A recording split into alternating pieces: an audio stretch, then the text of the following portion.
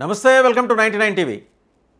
ఇక్కడ కనిపిస్తున్నారు కదా, 1 2 3 4 5 6 7 8 మంది. వీళ్ళంతా ఫేకిస్తాన్ రైటర్స్. అదే పాకిస్తాన్ రైటర్స్, సారీ. అదొక దేశం, మళ్ళీ దానికి ఒక పేరు. సరే, దానికి తగ్గట్టే దానికి ఫేక్ రైటర్స్. వాడు అద్నాన్ ఆమీర్ నిక్కీ ఏషియా అనే న్యూస్ పోర్టల్కి పనిచేస్తాడు. భారతదేశం మీద ఇలాగ బిందెల కొద్దీ విషం అనమాట చింపుతుంటాడు.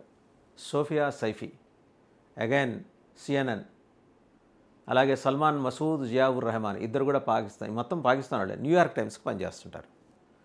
అలాగే ఆసిఫ్ షహజాద్, ఇద్రీస్ అలీ, ఇద్దరు రాయిటర్స్కి పనిచేస్తారు, పెద్ద వార్తా సంస్థ. And Kamran Haider Bloomberg, UK బ్లూంబర్గ్కి పనిచేస్తారు.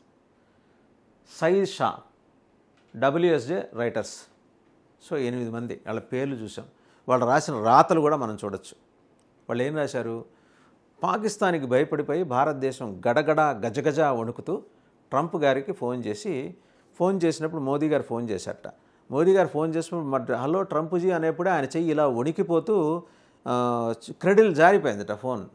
మరి ఇంకా ఫోన్లు ఉపయోగిస్తున్నారో నాకు తెలియదు.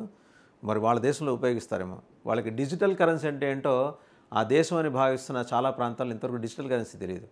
అలాంటిది వాళ్ళకి స్మార్ట్ ఫోన్స్ గురించి తెలిసే అవకాశం ఉంది. వాళ్ళు రాయటం, వాళ్ళ ఎటకారాలు అలా వణికిపోయి ఇలా పడిపోతుంటే వెంబడే ట్రంప్ గారు వాళ్ళ విదేశాంగ శాఖ మంత్రికి చెప్పి మన జయశంకర్ గారికి ఫోన్ చేసి మోడీ గారి చేతులు వణుకుతూ ఫోన్ పడేశారట, ఏదో భయపడుతున్నారేంటి ఏంటో కనుక్కోండి అంటే, అప్పుడు జయశంకర్ గారు చాలా మొహమాట పడుతూ మేము పాకిస్తాన్ అంటే విపరీతంగా భయపడిపోతున్నాం, మా మోడీ గారికి 100 జ్వరం వచ్చి మంచం ఎక్కారు, అందువల్ల మీ దగ్గర ఉన్న మెడిసిన్ ఉంటే పంపించమన్నారు ఘనత వహించిన ప్రపంచ పోలీస్ గారు అని చెప్పి జయశంకర్ గారు అన్నట్టుగా వాళ్ళు వార్తా కథనాలు.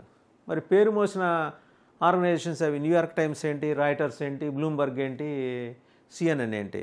మరి ఏం చావు వచ్చింది వాళ్ళకి? ఇలాంటి పిచ్చ కథనాలు రాయడానికి ఏం చావు వచ్చిందంటే అమెరికా ప్రయోజనాల చావు అనేది ఒకటి వచ్చింది. అమెరికా ఏమనుకుంది? మనమేం అడగలేదు ఏది సీజ్ ఫైర్ కోసం.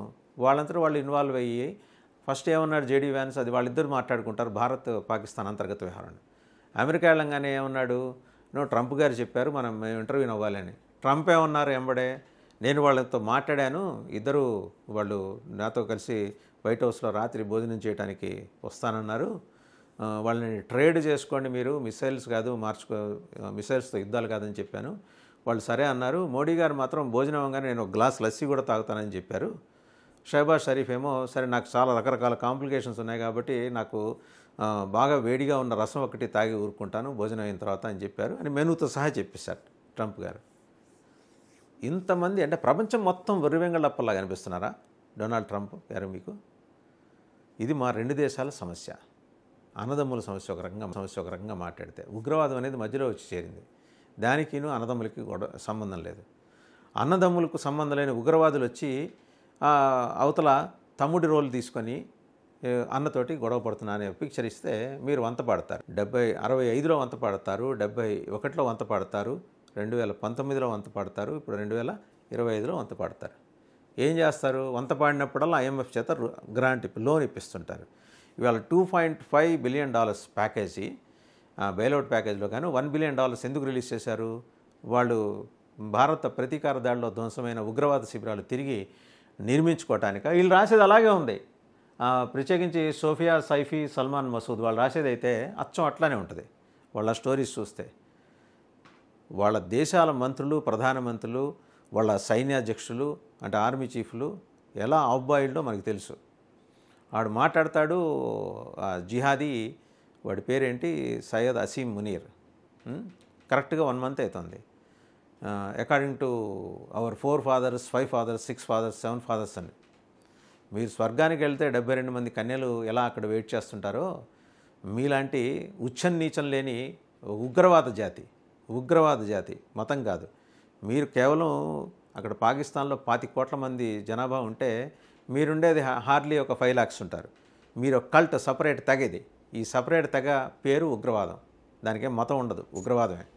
మీరు మతాన్ని మాత్రం అడ్వాంటేజ్కి తీసుకొని భారతదేశం వచ్చి కాల్ చేస్తుంటారు జనాల్ని. మతం పేరు అడిగి కాల్ చేస్తారు. ఆ ఆపరేషన్ అయిందో లేదో తెలుసుకొని చంపేసి వాళ్ళ ఆడవాళ్ళని ఉంచుకుంటామని చెబుతారు. ఇది మరి ప్రపంచ పోలీసు కనపడదు. మరి వారి ఆధ్వర్యంలోనే వారి దేశంలోనే న్యూయార్క్ టైమ్స్ వస్తుంది, ఇంకా రైటర్స్ సంస్థలు ఇవన్నీ పనిచేస్తున్నాయి. మీరు వాళ్ళని అడగాలి కదా, ఇలాంటి రాతలు రాస్తున్నందుకు. భోజనాలు పెట్టడానికి మీరేమి పూటగూళ్ళ ఇల్లు ఏం నడపట్ల ట్రంప్ గారు. అంతటి భోజనం మీరు వస్తే మేము కూడా పెట్టగలం.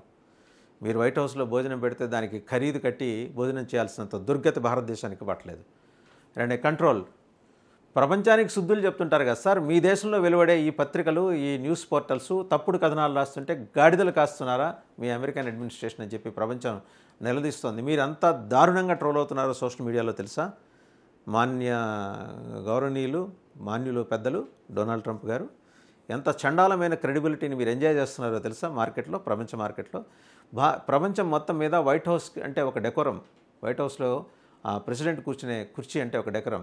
మీకు పూర్వం Barack Obama, the moment he has stepped down as the president, ఒక చిన్న సూట్ కేసు తీసుకొని ఆయన వైట్ హౌస్ బయటికి చకచకా నడుచుకుంటూ వచ్చి ఆయన పబ్లిక్ ట్రాన్స్పోర్ట్లో తన 2 బెడ్రూమ్ ఫ్లాట్కి వెళ్ళిపోయారు. అది మీ ప్రెసిడెంట్స్ గొప్పదనం. అంతకుముందు ఇంకా చాలా గొప్ప గొప్ప వాళ్ళు ఉన్నారు. ఆ దేశానికి నువ్వు వ్యాపారం చేసుకునేవాడు వచ్చి మాకు మీరిద్దరు వ్యాపారం చేసుకోండి, అది కూడా పత్తి వ్యాపారం చేసుకోండి అని మాకు చెబితే, శుద్ధులు చెబితే ఎందుకు వింటాం సార్? మా గొడవ ఏదో మేము పడతాం. ముందర వీళ్ళ సంగతి ఏంటో చూడు. ఆయన బ్లూంబర్గ్ ఆయన రాస్తాడు, కమ్రాన్ హైదర్ వణికిపోయారట, భారతదేశ ప్రజలు మొత్తం 140 కోట్ల మంది ప్రజలు వణికిపోయారట. ఏంది వణికిపోయేది? కాకరకాయ. వాడు చూశాడు, వాడు వచ్చి వాడు ఎన్నడైనా అసలు భారతదేశం మ్యాప్ తెలుసు వాడికి? అడగాలి కదా. మీకు ప్రెస్ కౌన్సిల్, మాకు ప్రెస్ కౌన్సిల్ ఆఫ్ ఇండియా ఉంటుంది. ఇలాంటి తప్పుడు రాతలు రాస్తే మళ్ళీ డొక్కజించి డోలు కట్టి క్లిప్పులు వేస్తుంది. మరి మీరేం పీకుతున్నారు? అత్యంత పురాతన ప్రజాస్వామ్య దేశం అని మీరు అంటారు కదా, మేము అత్యంత పెద్ద ప్రజాస్వామ్య దేశం. మా లిమిట్స్, మా పరిధులేంటో తెలుసు, మా విస్తృతి ఏంటో కూడా మాకు తెలుసు. ఇలా చెల్లరేగి నోటికొచ్చినట్టు బీలిటిల్ చేస్తూ మా ప్రధానమంత్రుల్ని, మా రక్షణ మంత్రుల్ని, మా దేశ ప్రతిపక్ష నాయకుల్ని కించపరుస్తూ రాసే వార్తలను ప్రచురిస్తున్న ఆ సంస్థలు, చూపిస్తున్న ఆ మీడియా హౌసెస్ మీద ఏం చర్యలు తీసుకున్నావు డొనాల్డ్ ట్రంప్ అని చెప్పి భారతీయ మీడియాతో పాటు సాధారణ భారత ప్రజానీకం కూడా అడుగుతున్నారు. మీ దగ్గర సమాధానం ఉందా? మీరు ఏం రాస్తున్నారు? Who wrote articles on the India Pakistan conflict? మీకు ఇలాంటి వాళ్ళలో ఎవడో తలకమాసినవాడు చెప్పాడు, అందుకనే కదా మీరు అన్నది. మీరు అన్న బయట కూడా చూద్దాం. ఏది?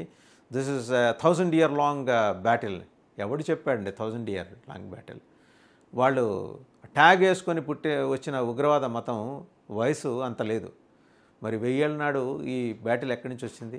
అది వచ్చిన తర్వాత వాళ్ళు ఉగ్రవాదాన్ని వాళ్ళ డిఎన్ఏలో ఇంజెక్ట్ చేసుకున్న తర్వాత, వాస్తవంగా వాళ్ళ డిఎన్ఏలో అది లేదు, కానీ ఒక్క పాకిస్తాన్ మాత్రమే, ఇస్లామిక్ దేశాలన్నింటిలో కూడా ఒక్క పాకిస్తాన్లో మాత్రమే ఆ ఇంజెక్షన్స్ దొరుకుతాయి. ఏది? ఉగ్రవాదం అనే ఇంజెక్షన్స్. అవి ఇలా ఎక్కించుకున్న తర్వాత ఇలాంటి వాళ్ళందరూ పుట్టుకొస్తారు. పక్కదోవ పెట్టిన మేధోతనం. పిలవండి, సెంటెన్స్ చేయండి. ఇలా సంఖ్యలు వేసి వాళ్ళ దేశాలకు పంపించారు కదా, వీళ్ళని కూడా పంపించేయండి వాళ్ళ ఆరిజిన్స్ ఉన్న చోటకి. ఏం ఉగ్రవాదం బారిన మీరు పడలేదా? మీకు గుర్తులేదా? 9/11 ట్విన్ టవర్స్ కూలిపోవటం గుర్తులేదా? ఎంతమంది ప్రాణాలు కోల్పోయారో గుర్తులేదా? మీరు ఇంకా అప్పటికి బిజినెస్ చేస్తూనే ఉన్నారు కదా. డొనాల్డ్ ట్రంప్, కట్టడి చేయండి, నోళ్ళు కట్టడి చేయండి, అలాగే వాళ్ళ కెమెరాలు కట్టడి చేయండి, వాళ్ళ రాతలు కట్టడి చేయండి, వాళ్ళ కళలు కట్టడి చేయండి, వాళ్ళ చేతుల్ని కట్టడి చేయండి. అప్పుడే మీరంటే కాస్త ఏమన్నా గౌరవం అనేది భారతీయులకు ఉంటుంది.